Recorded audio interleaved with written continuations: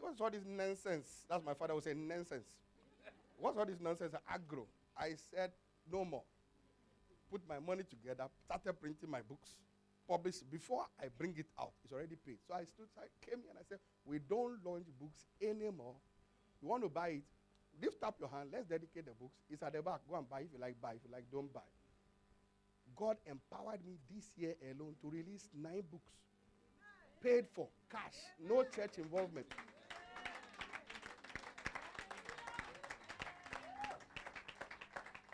Pastors and ministers in this conference, you discover this. You were not sent by the people.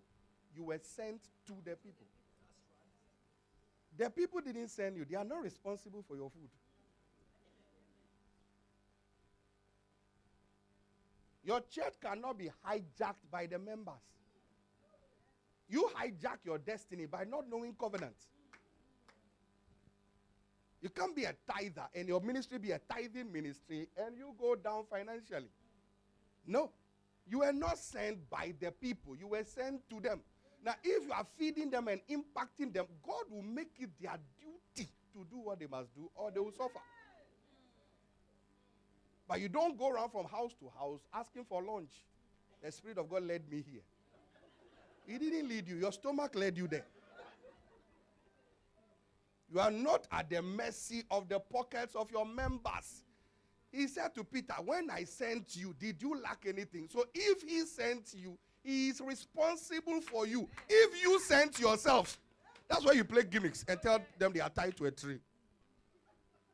When there's no tree in their village.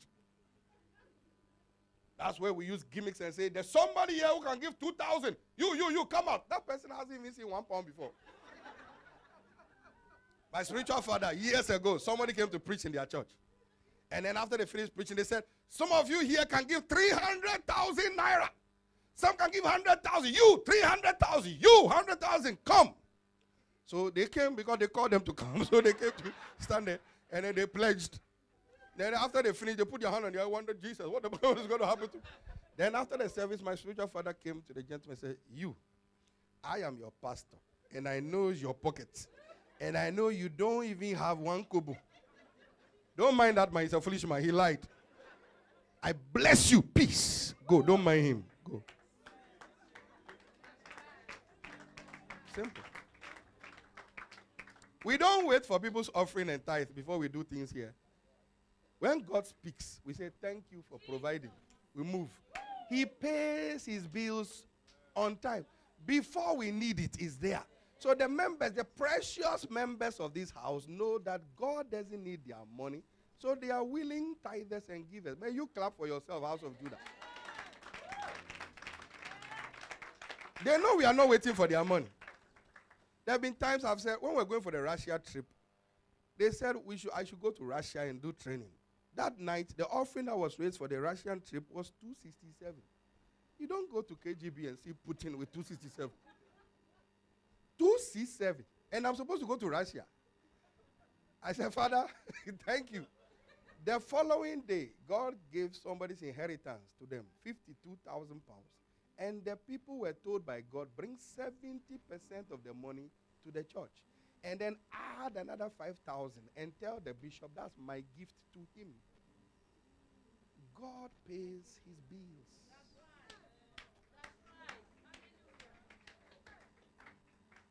Tell your neighbor, I'm changing level. Tell them, you don't feed me. I don't feed you. I'm not waiting for you. So stop bluffing. See, where you stand determines what you see and what you say.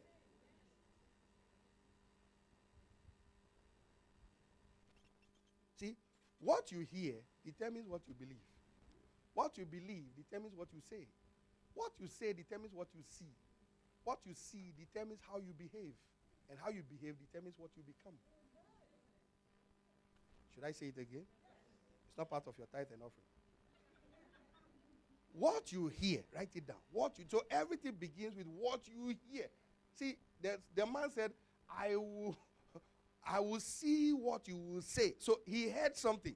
What you hear. Faith comes by hearing and hearing. Not hearing once. Church folk, you don't hear once. That's why you buy CDs and DVDs. What you hear determines what you believe. What you believe determines what you say. What you say determines what you see. God said, let there be, let there be, let there be. He said and saw and saw and said. He said and saw, he said and saw, he said and saw. If you don't say, you won't see. So after this high conference, don't say I'm low anymore. Don't say I cannot afford anymore. Don't say that anymore. Don't say I'm single and lonely. Say I'm married by faith. Say I don't have money for the wedding. You only need £100 for wedding. You don't need 10,000. Who is looking at your dress? Don't spend more time, more money on your wedding than on your marriage. Don't invite people to come and eat. They need to drink water. They need to lose some weight. It's all not necessary. The fact that you have it doesn't mean use all. Leave some of the money behind for your after you are married. Don't spend all on the dress. 4-tier cake, 7-tier cake. The cake dries up after a while. What do you need 7-tier cake for?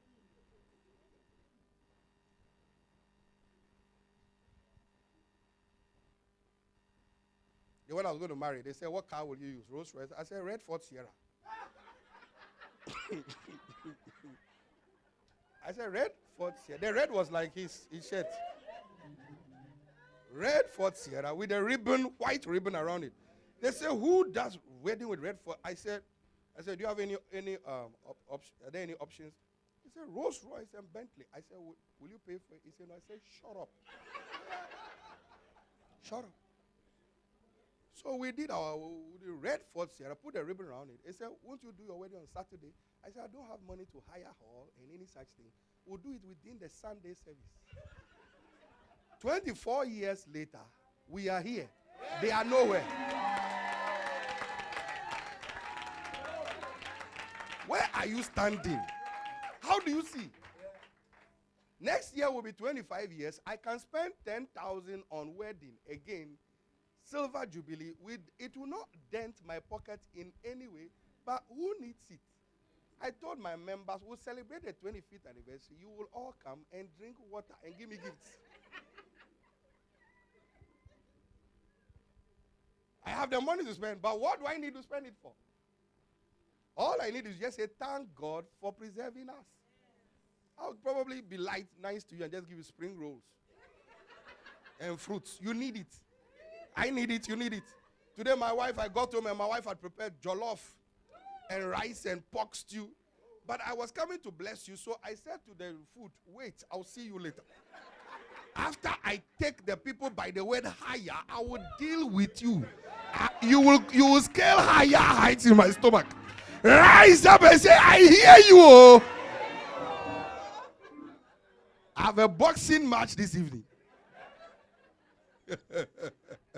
It's called delayed gratification. The fact that you have it doesn't mean spend it.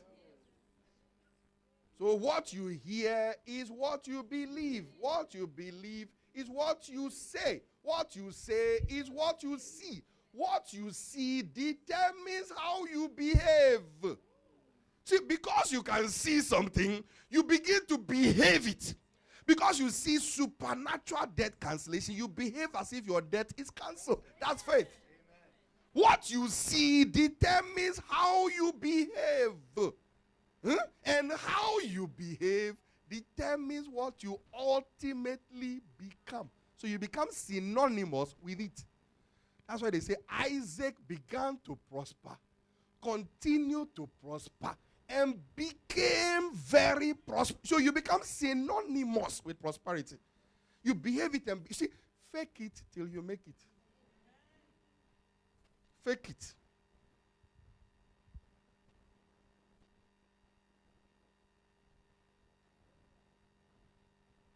Higher heights. So you behave as if you are there. And by the time you realize, you've hit it.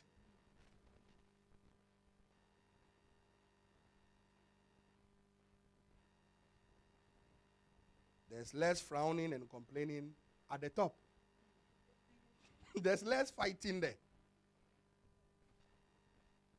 You know, It's young pastors who fight each other when members move from their church to another church. They say, why did you steal my members? They are not your members. Senior pastors don't fight each other. They keep going around and doing exploits. It's younger ministers that say, my member moved here and he came to your church. And when he came, you kept him there. Also, we are not talking anymore. That's ground level. When you keep going higher, there are more souls to be won. After all, some of these things that people that come, it's all recycling. 55 million people in the UK. And we are fighting over one person moving from our church to you next door to them. And then you won't speak to the pastor for 5 years. Because that rascal who left, it was good that guy left because he was a cancer to your church. Stop fighting. Stop fighting. What's all that about? That rascal had to go. Don't cry over that spilled milk. It was removed for a purpose. He said, my sons shall come from far, and my daughters shall be nursed at my side. So only your sons will remain. Those who are not your sons will go. So settle down and enjoy your life and grow gracefully and stop growing old. At the age of 20, you go all white hair. Because of church members. The greatest killer of pastors are members. They are the one who drove Moses to anger. That's right. Moses didn't enter the promised land because of church folk. He got upset with the way they were behaving, and he got so angry. God said, why did he get? I know the people are